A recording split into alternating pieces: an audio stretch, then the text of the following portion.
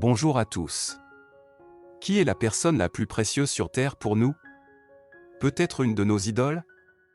Ou une personne que nous aimons, respectons, apprécions particulièrement? Qui est la personne la plus intelligente sur Terre? Généralement, lorsqu'on nous pose une telle question, nous pensons aux figures les plus marquantes de la science, de l'art, aux grands penseurs et aux philosophes. Nos idoles, celles dont nous voulons être les égaux. Mais la bonne réponse est, c'est vous. Chacun de nous est le centre de l'univers, et le centre de l'univers pour lui-même. Vous êtes le plus intelligent et le plus compétent en tout. Il est très important que chacun en prenne conscience, cela nous permettra d'être heureux et de trouver un équilibre dans la vie. Nous recherchons tous des idoles, nous nous posons des questions philosophiques difficiles, nous cherchons Dieu. Mais si je vous disais que vous êtes Dieu? Vous tous qui regardez cette vidéo, qui contemplez le monde qui vous entoure, vous êtes tous Dieu. Pourquoi ai-je décidé cela? Que savons-nous de Dieu? Tout d'abord, Dieu est l'unique pour nous tous. Et vous-même êtes les seuls et inimitables pour vous-même. Dieu nous observe constamment, nous et le monde entier. Et vous aussi, vous observez ce monde, chacun de votre point de vue. Vous vous demanderez, quel genre de personne est l'unique? Voyez-vous, des milliards de personnes vivent sur la planète Terre? Je réponds, peut-être vivent-elles, mais à quel point sont-elles réelles, nous l'ignorons. Chacun de nous ne ressent que son corps, que lui-même. Nous ne regardons ce monde qu'avec nos propres yeux, tous nos sens le perçoivent. Ainsi, nous pouvons tirer une conclusion simple, au monde, pour chacun de nous, il n'existe qu'un seul être réellement vivant. Et c'est nous-mêmes, chacun pour soi. Et tous les autres êtres peuvent n'être qu'un jeu de notre imagination, une sorte d'hologramme. Ils peuvent être une matrice mystique tirée d'un film ou un rêve ordinaire. Nous rêvons parfois de personnes avec lesquelles nous n'avons jamais communiqué de notre vie. Est-ce une illusion?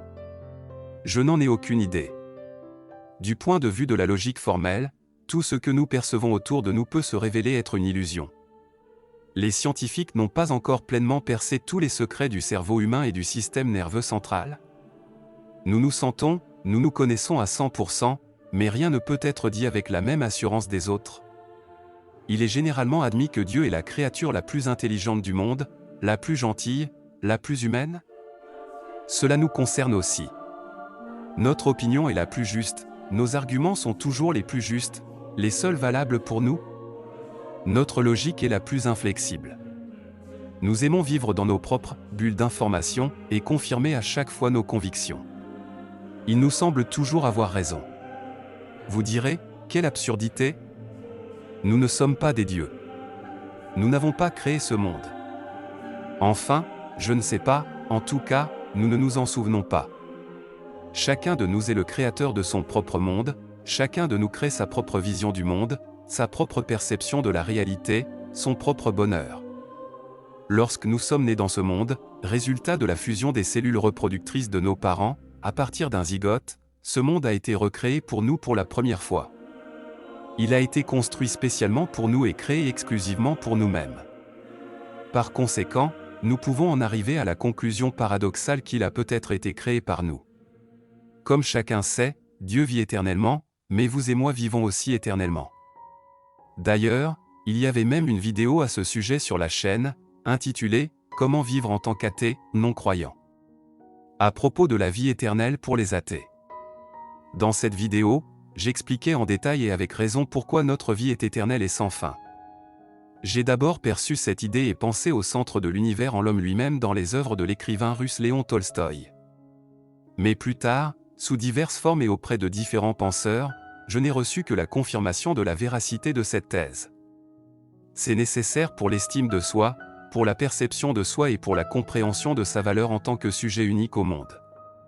Notre entourage sera inévitablement amené à nous critiquer, à nous offenser, à nous humilier. Mais n'oubliez pas que vous êtes Dieu pour vous-même. Vous êtes la personne la plus intelligente, la plus précieuse et la plus importante sur cette terre. Vous ne devriez jamais devenir votre propre ennemi, témoigner contre vous-même. Oui, vous pouvez vous autocritiquer, essayer de corriger vos erreurs, mais n'en abusez pas. Vous ne pouvez pas humilier votre « moi » au second plan. Il m'arrive de communiquer avec des personnes très intelligentes, gentilles et méritantes qui ne se valorisent pas du tout. Ils baissent volontairement leur estime de soi. Cela se manifeste même dans les petites choses, dans les conversations, dans les manières. Ils parlent de leurs défauts, par exemple, dans une conversation informelle, ils mentionnent leur âge comme une sorte de défaut évident. Par exemple, les phrases « Je suis encore trop jeune et inexpérimenté pour ça » ou « Je suis déjà trop vieux, j'ai déjà 40 ans et la moitié de ma vie a probablement déjà été vécue ». Mes amis, ne dites jamais de telles phrases, ne mentionnez pas votre âge dans le contexte de vos défauts. Les pensées sont en quelque sorte matérielles et vous vous programmez à l'avance pour l'échec, pour ces mauvais événements dont vous parlez. On suggère souvent de penser à la mort, de réfléchir à la finitude de la vie humaine. C'est une erreur. Il n'est pas nécessaire de penser à la mort. Elle viendra à vous tôt ou tard et nous ne pourrons jamais nous y préparer de toute façon. Pensez seulement à la vie, ne pensez pas autant qu'il vous reste avant la mort. Peut-être mourrez-vous demain, ou peut-être dans de très nombreuses années. Pour être heureux, vous ne devriez pas vous attarder sur cela, mais pensez seulement à la vie. Rappelez-vous que malgré toutes les difficultés et les épreuves, votre vie est toujours éternelle et sans fin. C'est vrai. Il serait absurde de penser le contraire. L'homme a été créé pour la vie et le bonheur, tout comme l'oiseau pour le vol. Cette pensée profonde, à laquelle j'ai pensé après avoir lu les nouvelles de Vladimir Korolenko pour la première fois, exige une compréhension et une acceptation particulières. L'homme a été créé pour le bonheur, tout comme l'oiseau pour le vol. Ce n'est pas de la chance, mais un cours naturel et organique des événements. Si vous voulez devenir une personne vraiment heureuse, vous devez vous accepter, accepter votre vie, comme la valeur suprême, vous aimer avant tout. La plupart des religions nous enseignent différemment, aime ton prochain. Notre culture exalte le sacrifice de soi comme la plus haute manifestation de la vertu. Prendre soin des autres, pas de soi-même, on nous l'apprend dès l'enfance. Nous considérons le sacrifice de soi comme une sorte d'apogée et d'idéal pour nous-mêmes, sacrifiez-vous pour le bien des autres.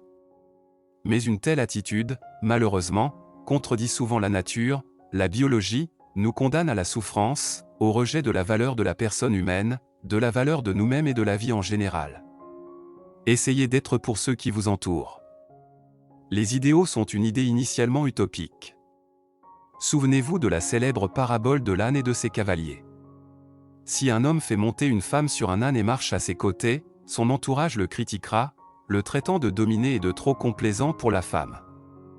S'il monte lui-même sur l'âne et que sa femme marche à ses côtés, il sera tout de même critiqué pour ne pas respecter sa femme et ne penser qu'à lui. S'ils montent tous les deux sur l'âne, les critiques auront pitié de l'âne et critiqueront le fait que les cavaliers n'aient aucune pitié pour le pauvre animal. Ils s'assoient ensemble et ne se soucient pas du pauvre âne.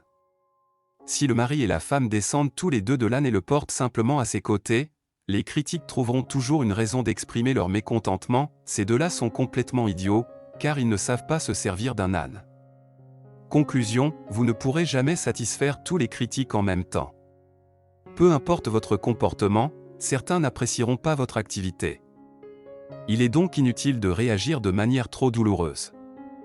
Aux critiques des autres, tout cela est secondaire et ne vous concerne pas personnellement. Je vois souvent des gens trop préoccupés par ce que les autres pensent d'eux. Par exemple, je ne tiendrai pas mon blog, je n'exprimerai pas mes pensées, par peur des critiques de mes abonnés. Que penseront mes amis et connaissances? Je n'épouserai pas l'être aimé, car mon cercle d'amis ne l'accepte pas. Que diront les gens, que penseront les voisins? Il arrive que nous renoncions à notre bonheur, à ce que nous désirons vraiment, pour plaire aux étrangers, aux ennemis. Vous souvenez-vous de la parabole de l'âne et de ses cavaliers? Sachez que vous ne plairez jamais à tout le monde. Concentrez-vous uniquement sur vos désirs, vos valeurs. Souvenez-vous que vous êtes le seul et unique. Vous êtes Dieu. L'important, c'est ce que vous voulez. Pour être heureux, vous devez apprendre à écouter vos propres désirs, et non à plaire aux autres. Vous ne pouvez répondre qu'aux questions formulées. Si vous n'êtes pas celui qu'on vous pose, vous n'avez pas besoin de répondre.